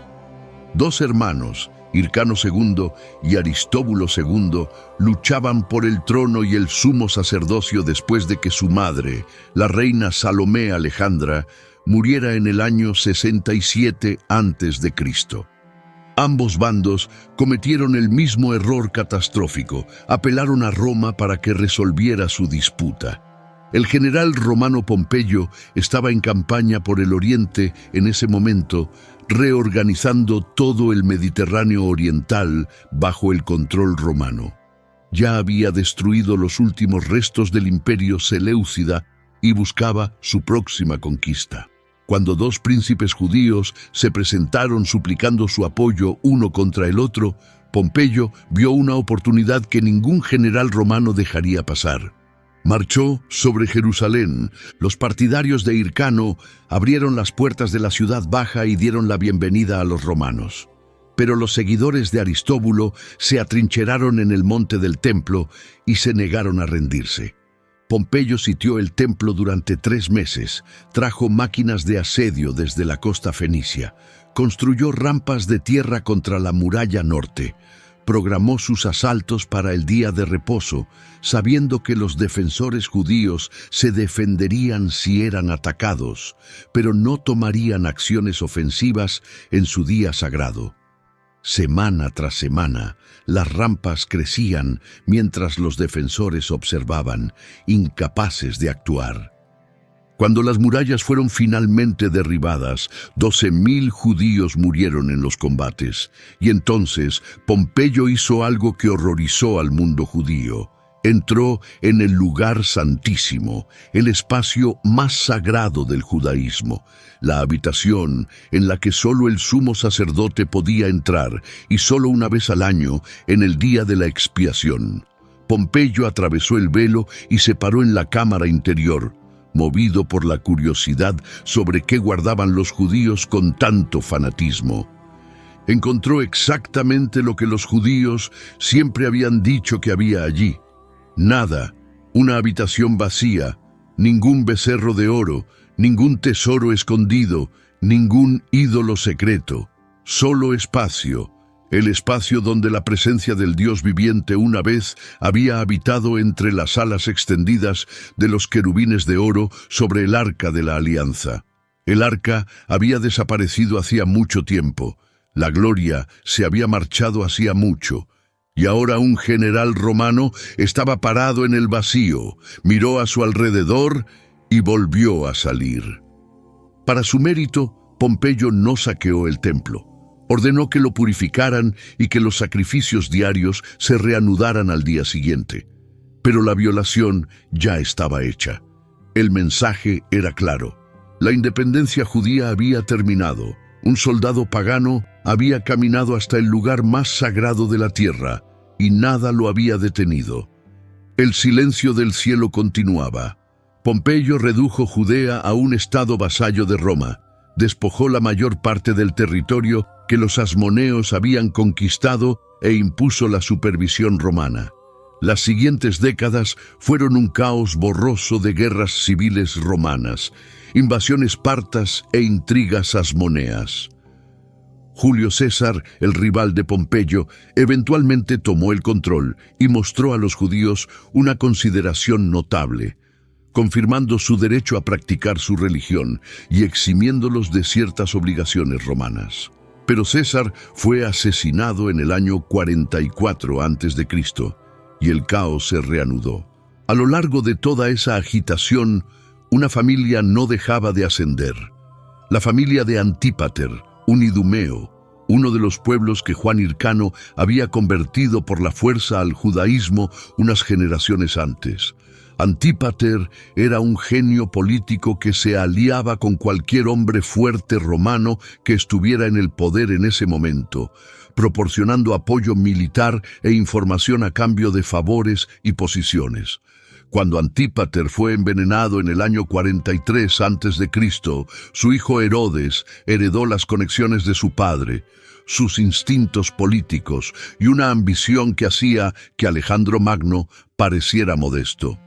En el año 40 a.C., los partos invadieron Judea e instalaron en el trono a un títere asmoneo llamado Antígono. Herodes huyó a Roma, y en Roma ocurrió algo notable. Marco Antonio y Octavio, los dos hombres más poderosos del mundo romano, escoltaron personalmente a Herodes al Senado romano, donde fue declarado rey de los judíos por decreto senatorial. Herodes caminó entonces entre Antonio y Octavio hasta el templo de Júpiter en la colina del Capitolio, donde ofreció sacrificios a dioses romanos para celebrar su coronación. El rey de los judíos, coronado en Roma, sacrificando a Júpiter. Si existía un símbolo más perfecto de todo lo que estaba mal en el Estado de Israel, es difícil imaginarlo. Pero Herodes todavía tenía que conquistar su reino. Pasó 3 años luchando para arrebatarle Judea a Antígono, finalmente capturando Jerusalén en el año 37 a.C. con la ayuda de legiones romanas. Antígono fue enviado a Antonio, quien lo hizo decapitar, supuestamente por insistencia de Herodes. Fue el último rey asmoneo. Una vez en el poder, Herodes demostró ser uno de los gobernantes más capaces y uno de los más aterradores del mundo antiguo. Fue un constructor de una ambición casi sobrehumana, y las estructuras que creó todavía asombran a los visitantes hoy en día. Reconstruyó el segundo templo desde los cimientos, transformándolo en una de las maravillas del mundo antiguo.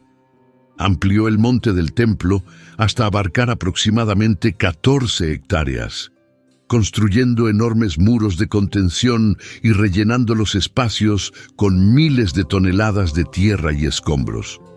Los muros de contención fueron construidos con bloques de piedra caliza tan enormes que algunos pesan más de 500 toneladas cada uno. La piedra más grande del muro occidental, la piedra que todavía puedes ver hoy si visitas Jerusalén, mide aproximadamente 14 metros de largo, 3,5 metros de alto y casi 5 metros de profundidad. Mover y colocar piedras de ese tamaño con tecnología antigua sigue siendo uno de los grandes misterios de la ingeniería del mundo antiguo. El templo en sí estaba revestido de mármol blanco con placas de oro superpuestas, de modo que desde lejos parecía una montaña cubierta de nieve incendiándose con el sol de la mañana. El Talmud dice que quien no hubiera visto el templo de Herodes nunca había visto un edificio verdaderamente hermoso. El complejo del templo incluía enormes columnatas, la estoa real en el extremo sur, con 162 columnas corintias de 1,5 metros de diámetro cada una, atrios para los gentiles, atrios para las mujeres judías, atrios para los hombres judíos, atrios para los sacerdotes, y en el centro, el lugar santísimo, todavía vacío, todavía en silencio, todavía esperando. Herodes también construyó la fortaleza de Masada, el puerto artificial de Cesarea Marítima, la fortaleza Palacio del Herodión y lujosos palacios en Jerusalén y Jericó. Construyó ciudades y fortalezas por todo su reino. Era, por cualquier medida objetiva, uno de los constructores más grandes de la historia del mundo antiguo. Pero también fue un asesino a una escala difícil de comprender. Su paranoia no tenía fondo, y su capacidad de violencia contra su propia familia era espantosa, incluso para los estándares del mundo antiguo. Asesinó al último sumo sacerdote asmoneo, un muchacho de 17 años, llamado Aristóbulo III. El joven era su propio cuñado, hermano de su amada esposa Mariamne. Las multitudes en el templo habían vitoreado con demasiado entusiasmo al apuesto joven sacerdote, y Herodes vio un rival. Así que organizó que el muchacho se ahogara durante una fiesta junto a la piscina en el Palacio de Invierno en Jericó. Sus sirvientes mantuvieron al adolescente bajo el agua hasta que dejó de moverse. Luego, Herodes organizó un funeral elaborado y lloró públicamente. Ejecutó a su esposa Mariamne, la princesa asmonea que decía amar más que a nadie en la tierra. Estaba consumido por los celos y la sospecha, y su hermana Salomé, que despreciaba a Mariamne, alimentaba su paranoia con acusaciones susurradas de infidelidad y traición. Después de la ejecución de Mariamne, según los relatos, Herodes quedó destrozado por el dolor. Vagaba por su palacio llamándola por su nombre, ordenando a los sirvientes que la convocaran como si todavía estuviera viva. Cayó gravemente enfermo y algunos decían que estaba perdiendo la razón. Asesinó a la madre de Mariamne, Alejandra. Asesinó a sus propios hijos Alejandro y Aristóbulo, los hijos que había engendrado con Mariamne, por sospecha de conspiración. Asesinó a su hijo primogénito Antípater apenas 5 días antes de su propia muerte. El emperador Augusto hizo el famoso chiste: era más seguro ser el cerdo de Herodes que su hijo. Y fue este hombre, este monstruo empapado en sangre, paranoico y arquitectónicamente brillante, quien estaba sentado en el trono de Israel cuando el silencio de Dios estaba finalmente a punto de romperse. En sus últimos años, Herodes se volvió cada vez más perturbado. Su paranoia se extendió más allá de su propia familia para abarcar a toda la nación. Instaló un águila dorada, el símbolo de Roma, sobre la puerta del templo, una provocación que enfureció a la población devota. Cuando un grupo de jóvenes eruditos arrancó el águila, Herodes los quemó vivos. Según los relatos, ordenó que a su muerte todos los hombres principales de Judea fueran reunidos en el hipódromo de Jericó y ejecutados, para que la nación llorara al momento de su muerte, aunque no lloraran por él. La orden nunca se cumplió. Y fue este Herodes, en los últimos años de su reinado, quien recibió a una delegación de sabios extranjeros, magos de Oriente, que hicieron una pregunta que le heló la sangre: ¿dónde está el que ha nacido rey de los judíos? Los magos habían visto una estrella y habían venido a rendirle homenaje. Herodes reunió a los principales sacerdotes y escribas y les preguntó dónde debía nacer el Mesías. Le dijeron: en Belén de Judea, según el profeta Miqueas. Herodes envió a los magos a Belén con instrucciones de informarle para que él también pudiera adorar al niño. Nunca regresaron. Fueron advertidos en un sueño y volvieron a su país por otro camino. Herodes, al darse cuenta de que lo habían burlado, ordenó la matanza de todo niño varón en Belén menor de 2 años. La masacre de los inocentes. Era completamente coherente con todo lo que sabemos sobre el carácter de Herodes. Un hombre que había ahogado a un adolescente, asesinado a su esposa y ejecutado a 3 de sus propios hijos, no dudaría en matar a los hijos de desconocidos para proteger su trono. La Sagrada Familia huyó a Egipto, la antigua tierra de esclavitud, ahora su refugio. Cuando Herodes murió en el año 4 a.C., retorciéndose de agonía por una enfermedad que las fuentes antiguas describen con detalles espantosos, un ángel se le apareció a José en un sueño y le dijo que era seguro regresar a la tierra de Israel. Piensa en el mundo que 400 años de silencio habían producido, un templo reconstruido más magnífico que el de Salomón, pero gobernado por un rey idumeo asesino que sacrificaba a dioses romanos y mataba a sus propios hijos, un pueblo más devoto a sus escrituras que nunca en la historia, pero dividido en sectas rivales que se despreciaban unas a otras. Una tierra saturada de esperanza mesiánica, tan intensa que era casi insoportable, pero aplastada por generaciones de dominación extranjera. Un imperio que había conectado todo el mundo conocido con caminos pavimentados, un idioma común y un único sistema legal, pero que mantenía su poder mediante la crucifixión, la esclavitud y la destrucción sistemática de cualquiera que desafiara su autoridad. Cada pieza de este cuadro era necesaria, y eso podría ser lo más notable de los 400 años de silencio. No el silencio en sí, sino lo que se estaba construyendo dentro de él. Considera la preparación. Las escrituras hebreas habían sido traducidas al griego, el idioma universal del mundo mediterráneo, para que el mensaje de salvación pudiera comunicarse a cualquier persona.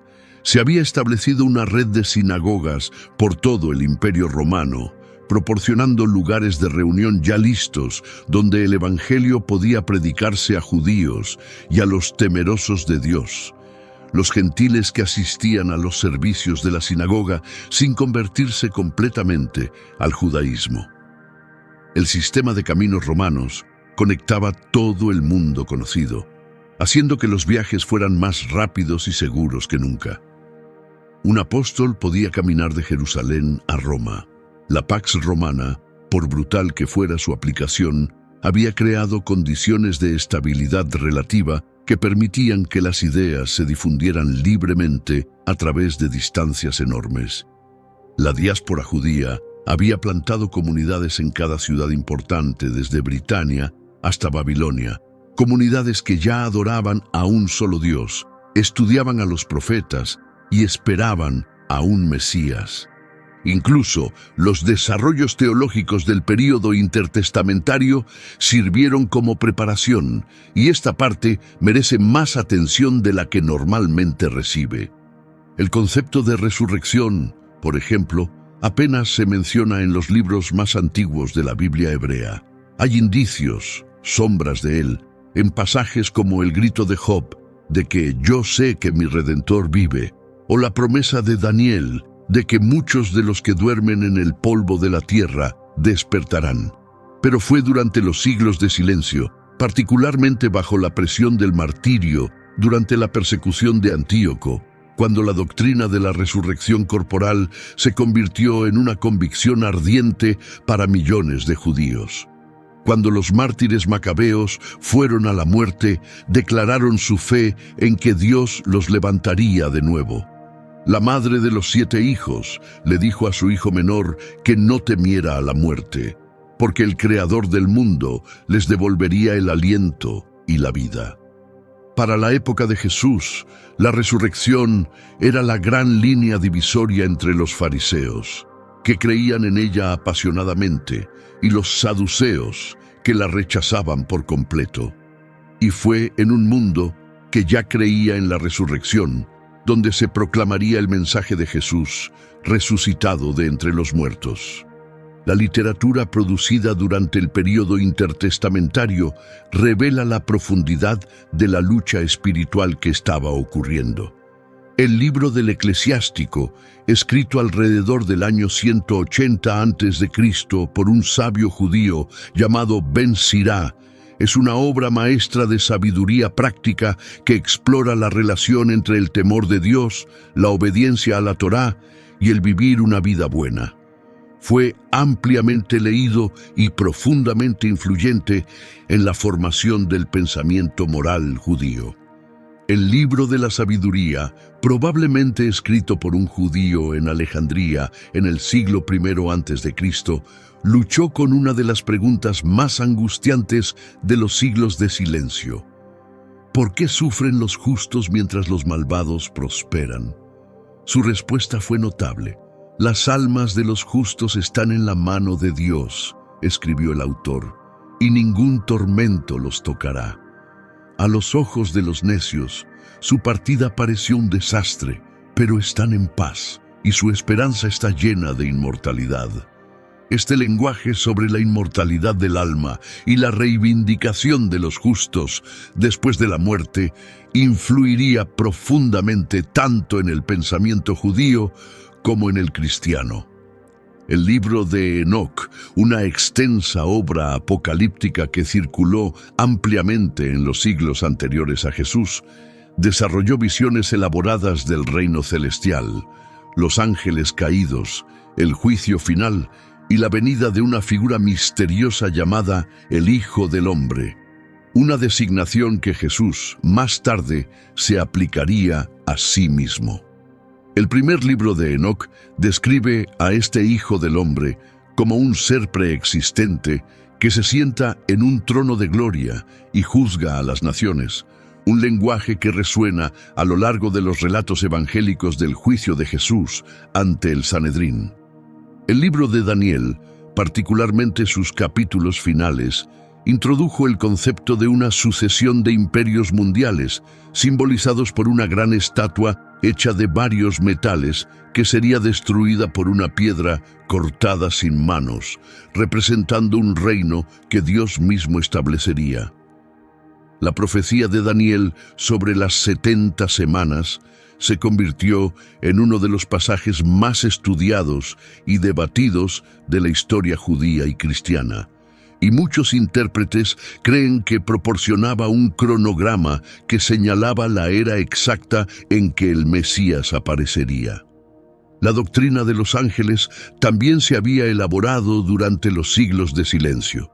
Los ángeles recibieron nombres, jerarquías y funciones específicas. Gabriel apareció como el ángel de la revelación.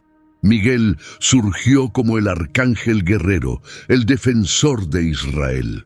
El concepto de ángeles caídos, de una rebelión cósmica en el reino celestial que reflejaba y causaba el mal en el mundo humano, tomó forma.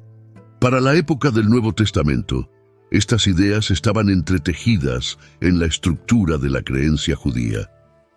Todos estos desarrollos teológicos, la resurrección, el juicio final, los ángeles y demonios, el Hijo del Hombre, el cronograma mesiánico, la reivindicación de los justos muertos, se volverían centrales en el mensaje de Jesús y de la iglesia primitiva.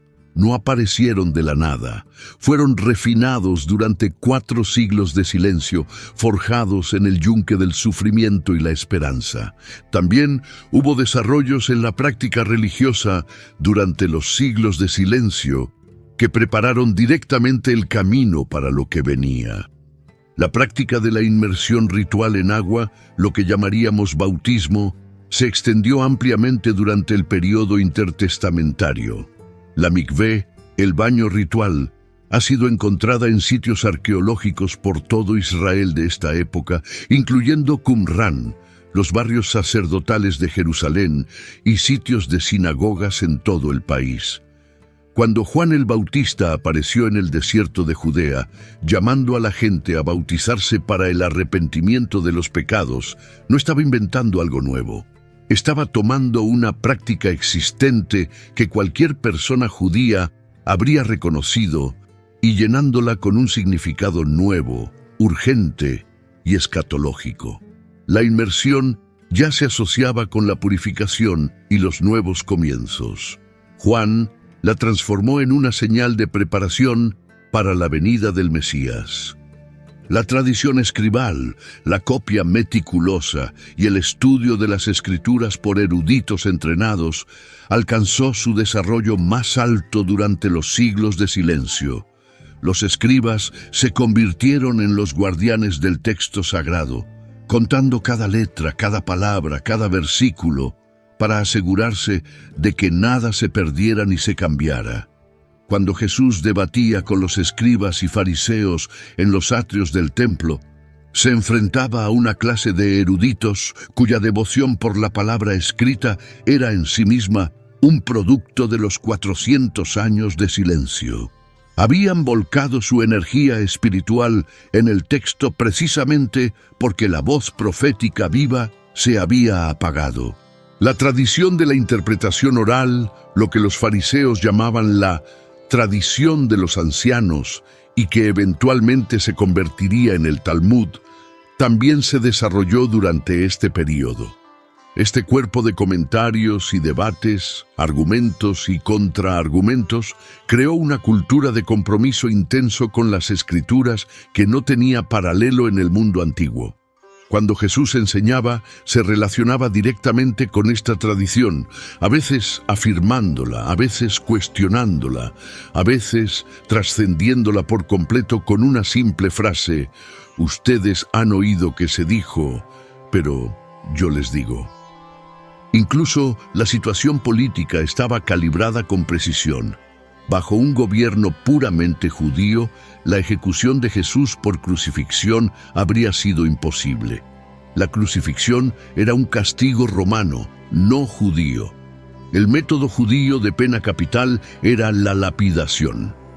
Pero bajo la ocupación romana, las autoridades judías habían perdido el poder de ejecutar sentencias de muerte. Esto significaba que la muerte de Jesús requirió la participación tanto judía como romana, cumpliendo profecías que hablaban del Mesías siendo traspasado y levantado, y asegurando que la cruz se convirtiera en un símbolo que resonaría en todo el mundo romano, no solo en una pequeña provincia judía. El censo que llevó a María y José a Belén, cumpliendo la profecía de Miqueas, fue un censo romano decretado por César Augusto. Solo la maquinaria de la administración imperial romana podía haber llevado a una mujer embarazada de Nazaret a Belén en el momento preciso. El apóstol Pablo escribiría más tarde que cuando llegó el cumplimiento del tiempo, Dios envió a su Hijo. Esa frase, el cumplimiento del tiempo, no es una expresión casual. Captura algo esencial sobre el período intertestamentario. Cada siglo de silencio fue un siglo de preparación. El escenario se estaba montando con una precisión que solo se hace visible cuando das un paso atrás y miras el cuadro completo. El Nuevo Testamento se abre con una escena que debió sentirse, para quienes la vivieron, como despertar de un sueño que había durado 400 años.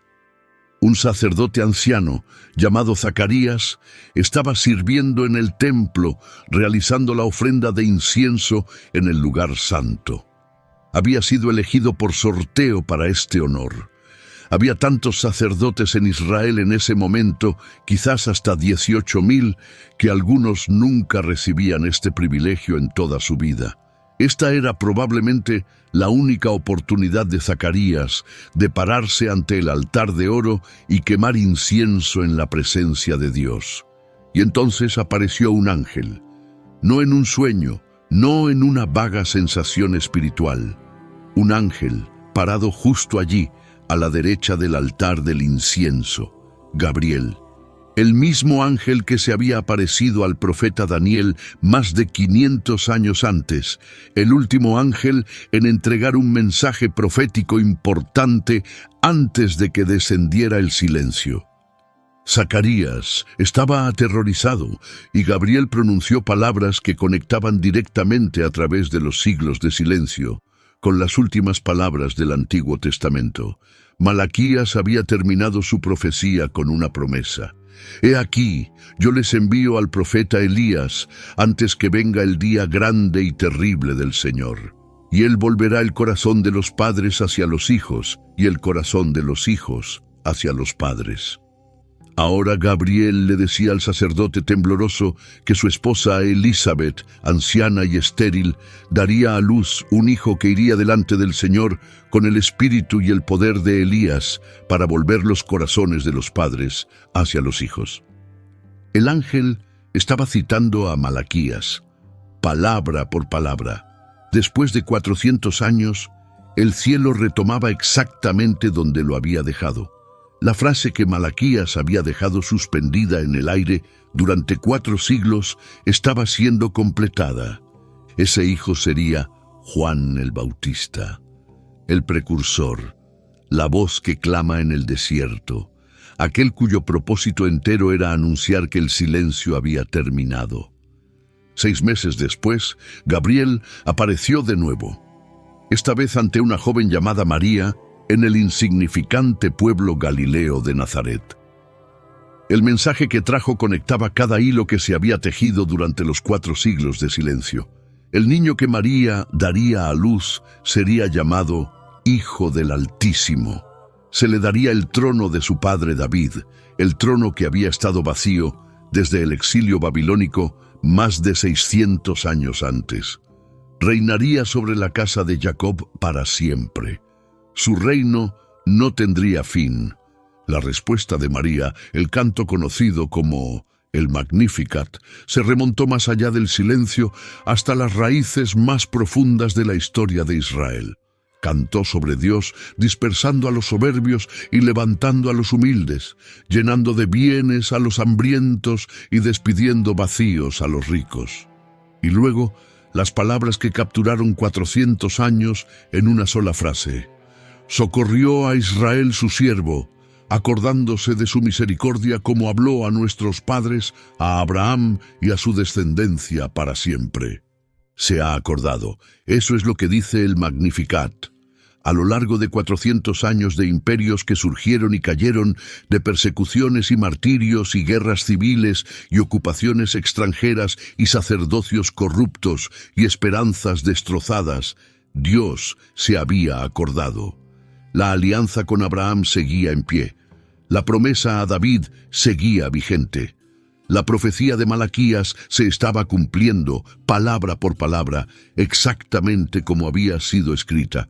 Y cuando el niño nació en Belén, a la sombra del Herodión, la fortaleza de Herodes visible en el horizonte como un volcán artificial, acostado en un pesebre porque no había lugar en ninguna otra parte, el silencio se rompió de una manera que nadie esperaba. Ángeles se aparecieron a pastores en los campos a las afueras del pueblo. No a reyes, no a sacerdotes, no a los eruditos de Jerusalén, no a los filósofos de Atenas, no a los senadores de Roma, a pastores, el peldaño más bajo de la escala social, trabajando en la oscuridad, cuidando sus rebaños. La gloria del Señor brilló a su alrededor. Piensa en lo que eso significa en el contexto de los 400 años. La gloria de la Shekinah que había llenado el tabernáculo en el desierto. La gloria que había llenado el templo de Salomón con una intensidad tan cegadora que los sacerdotes no podían mantenerse en pie. La gloria cuya ausencia había dejado el lugar santísimo como una habitación vacía, la habitación por la que Pompeyo había caminado y no había encontrado nada. Esa gloria regresó, no a un templo, no a un palacio, a un campo lleno de pastores aterrorizados, anunciando el nacimiento de un bebé acostado en un comedero para animales. Un anciano llamado Simeón había estado esperando en el templo por este momento. El Evangelio de Lucas dice que el Espíritu Santo le había revelado que no vería la muerte antes de haber visto al Mesías del Señor. ¿Cuánto tiempo había esperado? No lo sabemos. Décadas, probablemente. Él era la encarnación de la espera fiel, de creer en una promesa cuando todo lo visible sugería que la promesa había sido olvidada. Cuando María y José llevaron al niño Jesús al templo 40 días después de su nacimiento, Simeón tomó al niño en sus brazos y pronunció palabras que abarcaban el propósito entero de los 400 años. Señor, ahora despides a tu siervo en paz, conforme a tu palabra, porque mis ojos han visto tu salvación, la cual has preparado en presencia de todos los pueblos, luz para revelación a los gentiles y gloria de tu pueblo Israel.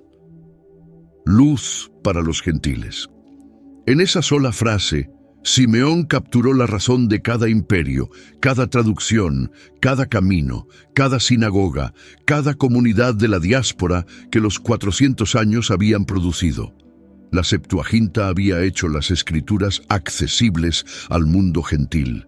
El idioma griego había creado una lengua común. El Imperio Romano había creado un marco político común.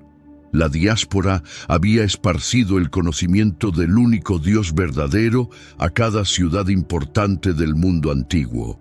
Todo había sido dispuesto para que esta luz alcanzara no solo a Israel, sino a todos. También había una anciana profetisa llamada Ana en el templo ese día. Tenía 84 años y había pasado la mayor parte de su vida adulta en el templo, ayunando y orando día y noche. Era un símbolo viviente de los 400 años de espera paciente, de fe sostenida a través del silencio, de esperanza que se negó a morir sin importar cuánto durara la oscuridad. Ana comenzó a hablar del niño a todos los que esperaban la redención de Jerusalén. No a las multitudes, no a los poderosos, al remanente, a los fieles, a las personas que habían mantenido sus velas encendidas a lo largo de 4 siglos de oscuridad, que habían orado cuando ninguna respuesta llegaba, que habían estudiado las profecías y creído en ellas cuando el mundo entero parecía demostrar que estaban equivocados. Los 400 años entre los testamentos a menudo son tratados como una página en blanco en la historia bíblica, un intermedio que nadie necesita ver. Eso es un error. Esos 4 siglos fueron de los más trascendentales en la historia humana. Dieron forma al idioma, la cultura, la política, la teología y las expectativas que definieron el mundo en el que Jesús nació. Sin Alejandro Magno, no habría existido un idioma griego común en el que el Nuevo Testamento pudiera ser escrito, en el que Pablo pudiera predicar, en el que el Evangelio pudiera difundirse. Sin los Ptolomeos, no habría existido la Septuaginta, ninguna Biblia griega para que la iglesia primitiva usara, ninguna traducción que los conversos gentiles pudieran leer. Sin Antíoco Epífanes, no habría habido revuelta macabea, ni Hanukkah, y posiblemente ninguna supervivencia del judaísmo. Sin los fariseos, no habría existido la red de sinagogas, ni una doctrina desarrollada de la resurrección, ni un marco para los debates teológicos que llenan los evangelios. Sin los esenios, no habría rollos del Mar Muerto para confirmar la fidelidad del texto bíblico. Sin Roma, no habría habido caminos, ni paz, ni censo para llevar a María a Belén, ni cruz en la que el Mesías moriría, ni red a lo largo del imperio por la cual la noticia de la resurrección pudiera difundirse.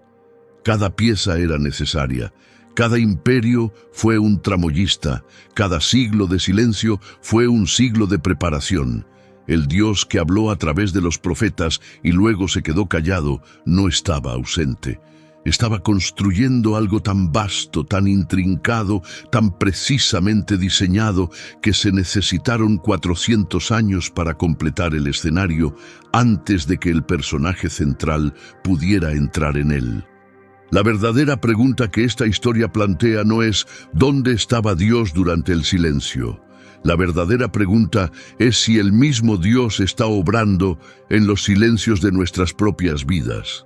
Si los momentos en que el cielo parece cerrado y las oraciones parecen rebotar en el techo no son vacíos en la historia, sino capítulos de preparación para algo que todavía no podemos ver. Cada imperio que surgió y cayó durante esos 4 siglos creyó que estaba escribiendo la historia. Los persas pensaban que tenían el control. Alejandro pensaba que tenía el control. Los Ptolomeos, los Seleucidas, los Asmoneos, los romanos, el propio Herodes, todos creían que eran los personajes principales en el drama de la historia. Todos estaban equivocados. Todos eran tramoyistas, colocando la escenografía para una obra que no sabían que se estaba escribiendo.